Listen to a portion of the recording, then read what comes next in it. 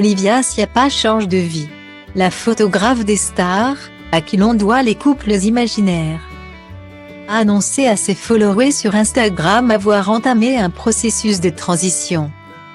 Depuis, elle poste régulièrement des photos pour dévoiler où elle en est dans sa démarche de réappropriation de son corps. C'est en avril 2021 qu'Olivia Sciappa a annoncé pour la première fois qu'elle effectuait une transition. Depuis des années, je suis terrorisée à l'idée de devoir faire un coming out trans public.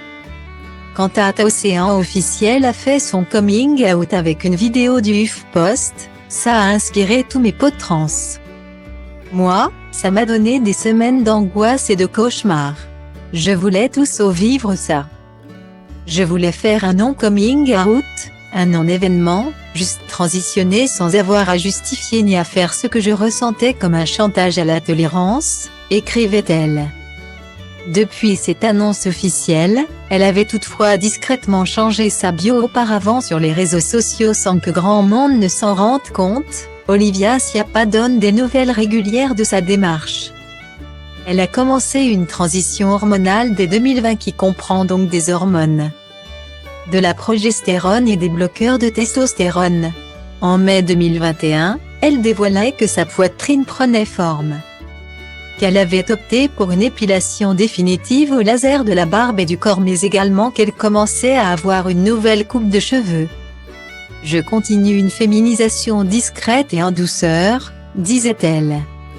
En juin dernier, elle révélait avoir choisi le prénom Olivia pour être genrée au féminin.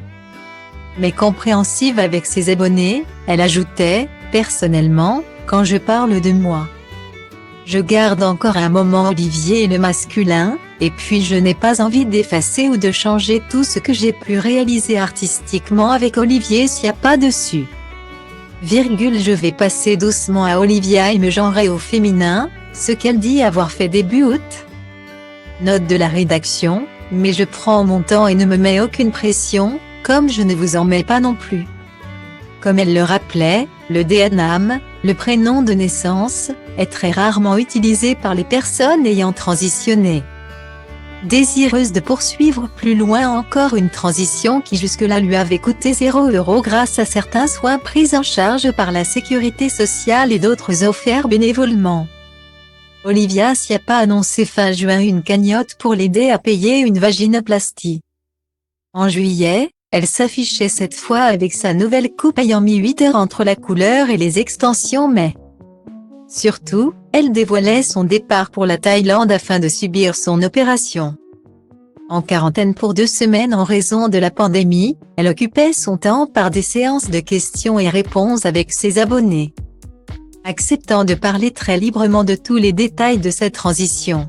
Ainsi, elle expliquait s'être posé la question d'une dernière masturbation avec son sexe d'homme avant l'opération alors que cela faisait plusieurs mois qu'elle ne ressentait aucune envie physique et que, en dépit de sa capacité à avoir des érections, elle se forçait un peu. Puis, début août, alors que le grand jour approchait, elle donnait d'autres détails crus. La bonne nouvelle, tous mes tests sanguins, cœur, poumons sont bons. La mauvaise, le chirurgien m'a dit que j'avais le plus gros sexe qu'il avait vu jusqu'à présent. Au lieu de mettre 2 mois à cicatriser, ça pourra mettre jusqu'à 1 an.